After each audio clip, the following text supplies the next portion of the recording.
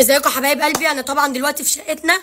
طبعا كله عارف شكل شقتنا اهي شكل الشقه كلها، وكله عارف شكل الشقه. المهم اللي انا جاي اتكلم فيه عشان بس الخص، انا من ساعه مشكلتي انا ووالدي اللي حصلت وانا داخله في الاسبوعين مش قاعده في البيت، قاعده في الشقه بتاعتي في مصر الجديده. التاريخ عشان بس لحد يفكر ان الفيديو ده قديم. الفلاش ده بيديني التاريخ 11/1 وتليفون والدتي. انا فتحت لايف وكنت بشد انا وبابا، وكنت منفعله بسبب ان في فلوس عندي في البيت والدي خدها واداها لعمتي. فلوس ايه مش عايزه تعرف ليه؟ ايه مش كاتب 83. كنت فاتحه لايف وكنت بحكي المشكله.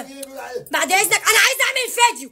كنت فاتحه لايف وطالعه بحكي المشكله وانفعلت في اللايف.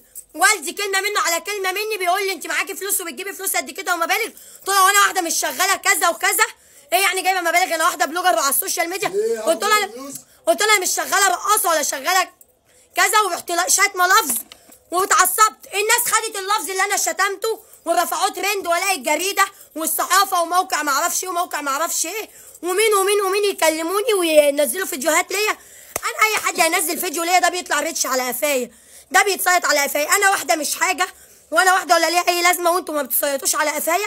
لما تعبت ما حدش نزل لي من الجريده ولا وقالوا دي تعبانه وساعدوها. فانتوا بتمسكوا في الشتيمه ومش في الشتيمه. انا واحده منفعله ومحموقه على حقي وعلى فلوسي. اللي ليه حاجه عندي يجي ويديني فلوسي. والدي واخد فلوسي ومديها لعمتي. يعني بعد اذنك ماليش دعوه بفلوس دي. انت لو واخد مني جنيه ما ينفعش تاخده وتديه لحد فلوسي. يعني انت مش مدي فلوس لاختك؟ الفلوس ما تجيش بيها.